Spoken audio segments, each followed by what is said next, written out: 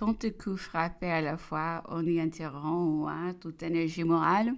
J'abandonnais ma position qui voulait s'en occuper, tout m'était indifférent. Je sentais la vie me quitter peu à peu et s'achever chaque jour, tandis qu'ailleurs, les journaux et les pamphlets me peignaient toujours actives, remuantes. J'étais surprise de tant exister pour les autres quand j'existais si peu pour moi-même. J'ai reçu la réponse de M. de Florent. Son désespoir m'effraya. Il regrettait de n'avoir pu trouver avec tant de braves la mort à Waterloo. Il voulait, malgré tous les dangers, venir s'expliquer avec moi, obtenir son pardon. Je le lui défendis expressément. Sa douleur me faisait pitié.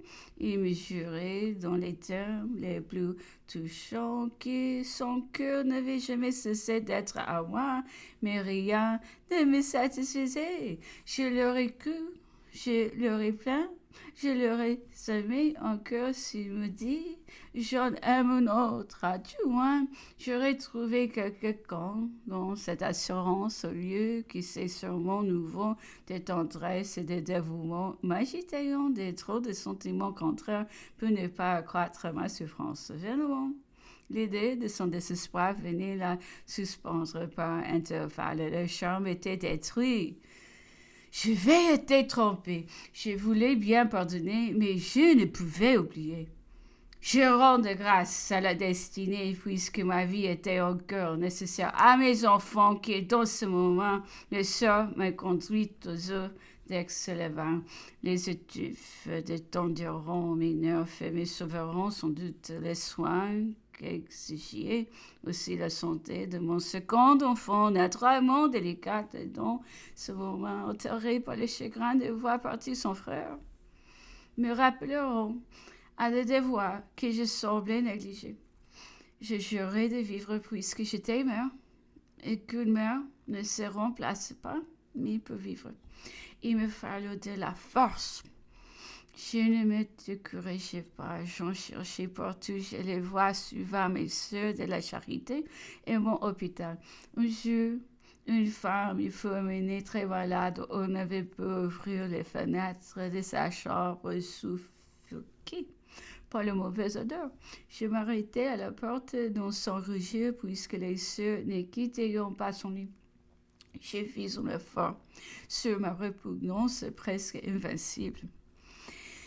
L'ont triomphé et j'ai demeuré près du lit de la malade, le temps suffisant. Là, une simple impression m'a pris à l'instant où se trouvait le mérite et le véritable courage dans cette vie. Il apparaissait dans toute sa pureté, sous la forme de ces pieuses filles. Je me mesurais avec elle et je voyais le peu que je valais. De quel droit m'étais-je si souvent attendri sur moi? Méritais-je le bonheur quand si peu de personnes le possédant? Si j'ai cru valoir plus que d'autres, n'avais-je pas trop d'orgueil? Le ciel m'a donné un cœur tendre pour aimer mes semblables, un rang élevé pour les sécuriser. Quel usage ai-je fait de ces dons? J'ai distribué de l'argent. Nul mérite à moi. J'en avais beaucoup. J'ai protégé le malheur, mais cette grâce, ceux qui me l'ont fait connaître, l'ai-je assez recherché?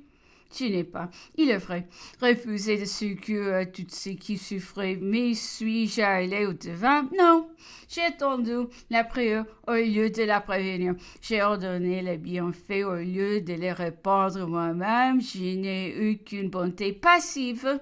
Et de quel droit aussi avais-je exigé des autres? Plus de perfection que je n'en avais. Absorbé par une malheureuse passion, des plus en plus vives parce que je voulais sans cesse la combattre et la vaincre. Je ne vivais que pour une seule. J'ai été puni par où j'ai été coupable. Amis, parents, tout, vous, tout qui avez dépendu de moi ou qui m'avez montré de l'intérêt, vous avez le droit de vous plaindre, de me trouver ingrate et de me câbler. Alors, comme si les reproches m'eussent réveillé d'un long assoupissement. J'envoyais aux uns des souvenirs, aux autres des lettres affectueuses. Je voulais aimer tout le monde afin de ne plus aimer trop personne, mais de tous les secours les plus puissants. C'est lui que j'ai cherché avec persévérance. Ce fut de me pénétrer des principes de cette religion qui apprend si bien les moyens d'être heureux en ne s'occupant que du bonheur des autres et en abandonnant sa destinée à Dieu. Non, me répétai-je alors en serrant mon fils dans mes bras. Je ne dois pas me laisser mourir. J'ai pu encore être utile. Quand les douleurs s'emparent de tout notre être, il semble qu'on s'y complaise. On repousse tout ce qui rattache à la vie. Dans ces moments déchirants, je vais presque oublier que j'ai possédé encore un frère grand et qui est sur mon sort. J'ai reçu la preuve de sa tendre sollicitude. Il ne savait où m'adresser une lettre et l'envoyer à une personne du pays avec ordre de donner de mes nouvelles. Cette marque d'intérêt releva aussi mon courage. M. de Fleurot m'envoya le compte rendu de sa vie. Son attachement pour moi l'avait seul rempli des études, mais il avait redouté mes idées de perfection. La pureté de mon cœur n'aurait pu comprendre la faiblesse du sien, et lorsqu'il fut coupable du moment d'entraînement, la crainte de perdre mon estime avait arrêté sa confiance. Une femme qui devinait ses sentiments l'avait retenu près d'elle par la menace 1000 fois répétée de m'instruire de leur liaison. Mais lorsqu'il était venu se dévouer à moi, paraissait-il regretter quelque chose? N'étais-je pas l'unique intérêt de sa vie? Je l'aimais trop. J'avais trop besoin de me reposer sur quelque idée consolante pour ne pas les croire et je me rattachais de nouveau à l'affection, moi qui avais juré peu de temps avant de ne plus me fier. On conçoit que tous les chagrins de cœur laissent un peu de place aux préoccupations de la politique. Il fallut enfin y songer et sortir de ma léthargie. Ma position devenait chaque jour plus critique. Les Autrichiens quittaient le Savoie et j'allais me trouver à la merci du gouvernement français au Piémontais. Mon fils et quelques enfants de son âge s'étaient amusés à faire des marches militaires dans ma cœur avec des tambours et des bâtons. Il ne fallut pas davantage pour représenter sa mère comme les vents des régiments. Fouché au ministre habile et consommé savait apprécier ses rapports à leur juste valeur, mais ils feront acquis aveuglément par l'expérience de ses successeurs, M. de Richelieu et M. de Cazes, et la persécution contre moi recommença avec plus de force et fait inévitable de ce zèle crédule qui entraîne tous les novices du pouvoir. On leur fait croire possible les choses les plus absurdes, et ils s'excusent eux-mêmes dans le mal qu'ils font pas des idées de justice et de représailles. Je n'ai jamais pu m'expliquer pourquoi monsieur le comte de Vauna, qui devait m'annoncer tant tous les jours, me reporter mes passeports écrivés à monsieur Appel de revenir promptement et de ne plus simuler de moi d'aucune manière. Je restais donc au milieu de tous ces dangers contre lesquels on avait cherché jusque-là à me garantir et qui pouvaient s'augmenter chaque jour. Abandonné à moi-même sans conseil, sans appui. Deux fois, je vais envoyer M. de Marmol demander l'autorisation de traverser la Suisse. Il n'avait peu de passer Genève. Mes chevaux restaient à ma campagne de Prégny. On feront même renvoyer. J'ai vu bien qu'il ne fallait plus songer à m'attabler en Suisse. Je lisais tous les jours les descriptions des plus beaux sites comme s'il m'était permis d'en choisir un. Pour remplacer ce que j'avais perdu, je n'ai demandé qu'une belle nature, mais la raison politique venait sans cesse contrarier mes espérances. Elle semblait m'interdire tous les lieux. où elle est cependant enfin de ne plus inquiéter personne. Chez l'une des grandes puissances, je m'en méfiais. En Hollande, j'y avais régné. En Italie, mon frère l'avait gouverné.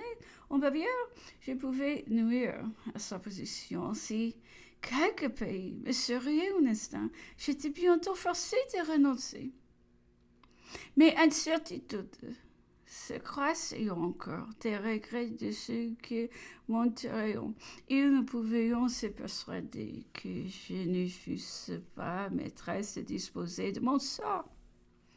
Ils s'obstinaient malgré tant d'obstacles à me retenir à ma campagne de Preny dont ils me faisaient valoir les avantages, les voisinages de la France de mes amis, les mêmes habitudes, le même langage. Et là, c'était tout ce que j'ambitionnais.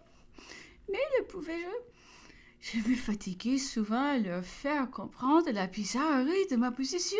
Je tenais à les convaincre. Le bonheur peut se passer d'explications. Le malheur en a besoin.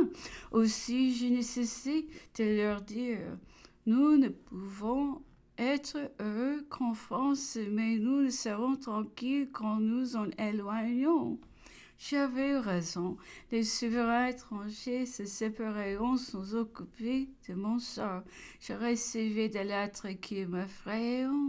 Sur mon séjour à Aix, tous les dangers semblaient se croître autour de moi. Mes amis me pressaient vivement de me pas rester un jour de plus avec les excès commis dans les médias pouvaient arriver jusqu'à moi. Et dans ce moment, mon dernier appui, les Autrichiens qui étaient en ex-couranté au Piémontais. Le général Roxman, dont la conduite m'avait prouvé qu'il exerçait une surveillance protectrice, assez nécessaire quitter le commandement du pays. Mais que pouvais-je faire puisque Genève ne voulait pas me laisser approcher de son territoire? L'idée me vint enfin d'écrire directement à la Diète suisse pour lui demander l'autorisation de traverser ce pays et à leur conscience. Le grand-duc régnant de Bade était mon parent. Il m'avait toujours montré de l'amitié. Pouvait-il me refuser un asile? J'étais vivement touchée de l'abandon absolu dans lequel me laissait l'empereur de Russie, que sa politique me prévale de tout appui. Je l'excusais, mais devait-elle lui interdire les plus faibles marques d'intérêt dans la position dangereuse où je me trouvais et qu'il devait connaître? Il finit pourtant par se montrer un peu moins dur dans son oubli. Il fit acheter une partie de la galerie de la Malmaison dont les Alliés voulaient s'emparer. C'était sans doute plutôt pour obliger mon frère que pour moi.